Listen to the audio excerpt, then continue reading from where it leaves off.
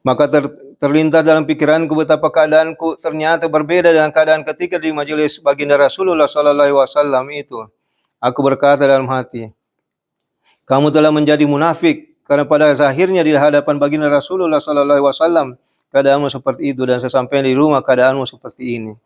Akhirnya aku keluar rumah dalam keadaan menyesal dan sedih sambil berkata, Hanzalah, kamu telah munafik. Saat itu Abu Bakar radhiyallahu an datang dari arah depan. Aku berkata kepadanya, Hanzalah telah menjadi munafik. Mendengar perkataan ini, beliau berkata, Subhanallah, apa yang sudah kau katakan?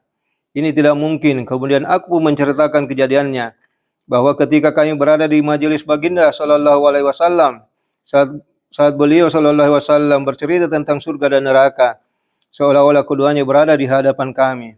Namun ketika aku pulang ke rumah dan bercanda dengan anak istri berbicara tentang harta benda dan lain-lainnya, semuanya pengaruh aku didapatkan bersama baginda Rasulullah sallallahu alaihi wasallam terlupakan. Abu Bakar radhiyallahu anhu menyahut, ya hal itu juga terjadi pada diri saya. Kemudian keduanya menemui baginda Rasulullah sallallahu alaihi wasallam. Hanzalah radhiyallahu anhu berkata, "Ya Rasulullah, aku telah menjadi munafik." Beliau sallallahu alaihi wasallam berkata, "Apa yang terjadi?" Hanzalah radhiyallahu anhu bercerita, "Ya Rasulullah, jika kami berada di hadapanmu dan engkau menceritakan surga dan neraka kepada kami, seolah-olah keduanya berada di hadapan kami. Akan tetapi jika kami berpisah dengan engkau, bercanda dengan istri kami, dan sibuk dengan pekerjaan rumah tangga, semuanya terlupakan." Beliau sallallahu alaihi wasallam menjawab, "Demi saat yang nyawaku berada di dalam kekuasaannya, jika setiap saat keadaanmu selalu seperti ketika bersamaku, maka para malaikat akan berjabat tangan denganmu di tempat tidurmu dan di jalan-jalan. Namun Hanzalah, begitulah keadaannya, terkadang seperti ini, terkadang seperti itu." Faedah: manusia memiliki keperluan hidup yang harus ditunaikan, yaitu makan, minum, anak dan istri. Bahkan menanyakan keadaan mereka pun penting. Sebaliknya, mengingat surga dan neraka pun penting, meskipun tidak setiap saat. Oleh karena itu kita tidak harus berharap keadaan seperti itu terjadi pada diri kita setiap saat. Sebab itu adalah kedudukan para malaikat. Mereka tidak disibukkan dengan urusan lain, tanpa memikirkan anak istri, tanpa memikirkan mata pencarian, dan tanpa memikirkan urusan keduniaan. Sebaliknya, manusia senantiasa dibebani keperluan sebagai manusia, sehingga tidak dapat menetap dalam satu keadaan seperti malaikat. Dengan demikian, yang harus kita renungkan adalah betapa tingginya perhatian para sahabat radhiyallahu anhum terhadap agama mereka. Jika sedikit saja keadaan mereka dibandingkan ketika bersama baginda sallallahu alaihi wasallam, mereka menyangka bahwa diri mereka sudah munafik. Cinta akan menimbulkan beribu macam dugaan dan kekhawatiran. Jika anak kita yang kita cintai sedang dalam perjalanan, kita mengkhawatirkan perjalanannya. Jika kita mengetahui bahwa daerah yang dituju terkena wabah, penyakit atau bencana, berapa banyak surat serta telegram yang akan kita kirimkan. Pelengkap rasa takut kepada Allah Subhanahu wa taala dalam keadaan yang berbeda-beda. Apa yang sudah dijelaskan tentang perasaan takut kepada Allah Subhanahu wa taala di dalam ayat-ayat Al-Qur'an, hadis baginda sallallahu alaihi wasallam, dan kisah orang soleh sangat sulit dibatasi.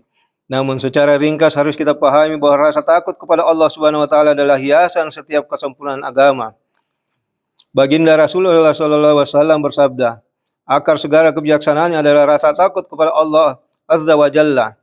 Ibnu Umar radhiyallahu sering menangisi karena takut kepada Allah Subhanahu wa taala. Demikian seringnya ia menangis sehingga matanya menjadi buta. Suatu ketika ada seseorang yang memperhatikannya. Ia berkata kepada orang tua itu, "Tampaknya engkau heran melihat aku menangis. Sungguh, matahari pun menangis karena takut kepada Allah." Dalam riwayat lain ia berkata, "Bulan pun menangis karena takut kepada Allah Subhanahu wa taala."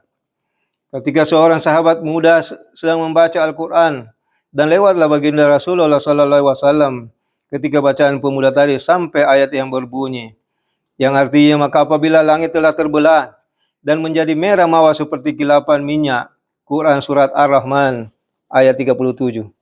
Bulu roma pembaca tadi berdiri tegak dan menangis terisak-isak sehingga napasnya hampir putus. Ia berkata, "Ya Allah, bagaimana keadaanku bila langit telah terbelah kiamat?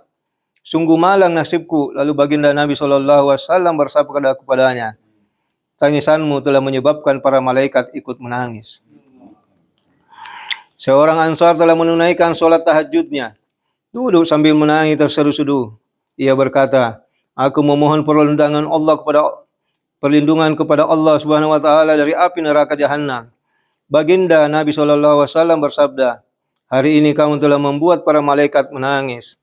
Seorang sahabat yang bernama Abdullah bin Rawaha radhiyallahu anhu menangis sedih ketika terlihat oleh istrinya. Istrinya langsung ikut menangis. Abdullah bin Rawaha radhiyallahu anhu bertanya, mengapa kamu menangis? Jawab istrinya, apa yang menyebabkan kamu menangis? Itu pula lah yang membuatku menangis. Abdullah bin Rawaha radhiyallahu berkata, aku menangis karena membayangkan jika nanti aku harus menyeberangi neraka jahanam melalui sirat. Aku tidak tahu apakah aku akan selamat atau tertinggal di sana. Qiyamul lail. Suatu ketika Zurarah bin Awfa radhiyallahu sedang sholat di dalam masjid. Ketika bacanya sampai ayat yang artinya, maka apabila ditiup sangkakala, maka waktu itu adalah waktu datangnya hari yang sulit. Quran surat Al-Mudatsir ayat 89. Ia terjatuh dan langsung meninggal dunia, lalu orang-orang membawa ke rumahnya. Ketika Qulaid rahmatullah alaihi sedang sholat dan bacanya sampai ayat yang artinya tiap-tiap jiwa akan merasakan mati. Kul nafsi sa'iqatul maut. Ia pun mengulang-ulang ayat tersebut, tiba-tiba terdengar surat dari sudut rumahnya. Berapa kali kamu hendak mengulang-ulang ayat itu? Bacaanmu telah menyebabkan kematian 4 jin. Kisah lain mengenai seseorang yang sedang mengerjakan sholat. Ketika bacanya sampai di ayat yang artinya, dan mereka dikembalikan kepada Allah pelindung mereka yang sebenarnya. Quran surat Yunus ayat 30. Tiba-tiba yang menjerit dan menggelepar hingga meninggal dunia. Di samping itu masih banyak kisah lain yang mengenai rasa takut kepada Allah Subhanahu wa taala. Hudairah rahmatullah alaih, seorang wali Allah yang masyhur, berkata, rasa takut kepada Allah selamanya akan membawa kepada setiap kebaikan. Semua orang tentu mengenal Shibli rahmatullah alaih. Ia berkata, jika aku sedang takut kepada Allah Subhanahu wa taala, maka akan terbuka pintu rahasia hikmah dan ibrah bagimu yang sebelumnya tidak pernah terbuka. Di dalam sebuah hadis Allah Subhanahu wa taala berfirman, aku tidak akan mengumpulkan 2 rasa takut dan 2 rasa ketenangan pada seorang hamba. Jika ia tidak takut kepadaku di dunia, maka kelak aku akan menjadikannya ketakutan pada hari kiamat. Jika ia takut kepadaku di dunia ini, maka aku akan memberinya ketenangan kelak pada hari kiamat. Baginda Nabi SAW bersabda, barang siapa takut kepada Allah, niscaya seluruh makhluk akan takut kepadanya. Sebaliknya, jika ia takut kepada Allah, niscaya seluruh makhluk akan membuatnya takut. Yahya bin Mu'adz rahmatullah alaih berkata, seandainya manusia takut kepada neraka sebagaimana ia takut kepada kemiskinan, maka ia akan langsung masuk surga. Abu Sulaiman Darani rahmatullah alaih berkata, akan hancur hati yang kosong dari rasa takut kepada Allah. Baginda SAW bersabda, wajah yang dibasahi air mata yang menangis karena takut kepada Allah, meskipun sebesar kepala lalat, neraka akan diharamkan kepada wajah itu. Beliau SAW juga bersabda, jika hati seorang muslim bergetar karena takut kepada Allah, gugurlah dosa-dosanya sebagaimana daun-daun kering gugur dari pohon. Menangis karena takut kepada Allah, ia tidak akan masuk neraka seperti susu tidak akan kembali lagi ke putingnya. Seorang sahabat Uqbah bin Amir radhiyallahu anhu bertanya kepada baginda sallallahu alaihi wasallam, tunjukkanlah kepada aku jalan menuju keselamatan. Baginda Nabi sallallahu alaihi wasallam menjawab, jagalah lisanmu dan perbanyaklah tinggal di rumah sambil menangis mengingat dosa-dosamu. Aisyah radhiyallahu anha bertanya kepada baginda sallallahu alaihi wasallam, adakah di antara umatmu yang akan masuk surga tanpa hisab? Baginda sallallahu alaihi wasallam menjawab, ya, yaitu orang yang banyak menangis karena mengingat dosa-dosanya. Baginda Nabi sallallahu alaihi wasallam bersabda, tidak ada tetesan yang dicintai Allah melebihi 2 tetesan. Pertama, tetesan air mata yang menangis karena takut kepada Allah. Kedua, tetesan darah yang jatuh di jalan Allah. Sebuah hadis menyebutkan bahwa 7 golongan manusia yang akan mendapatkan naungan di bawah ars ilahi pada hari kiamat. Salah satunya seseorang yang menangis sendirian karena mengingat Allah Subhanahu wa taala.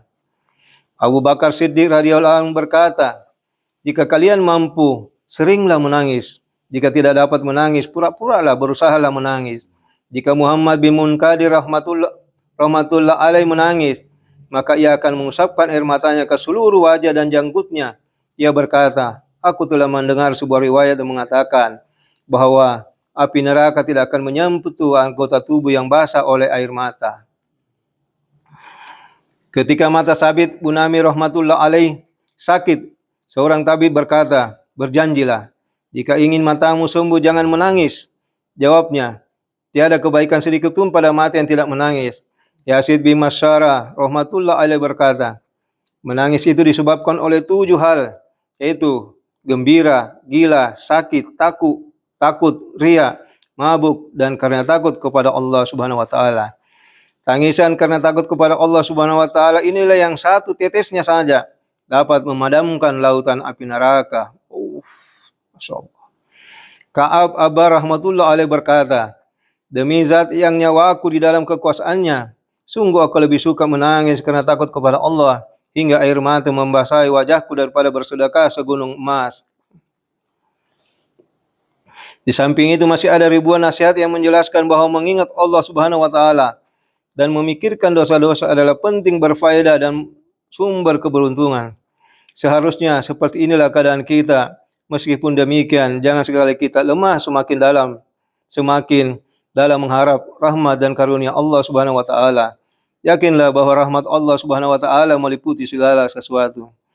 Umar radhiyallahu anhu berkata, apabila pada hari kiamat diumumkan bahwa seluruh manusia akan masuk ke neraka kecuali satu orang yang akan masuk surga, maka aku berharap orang itu adalah aku.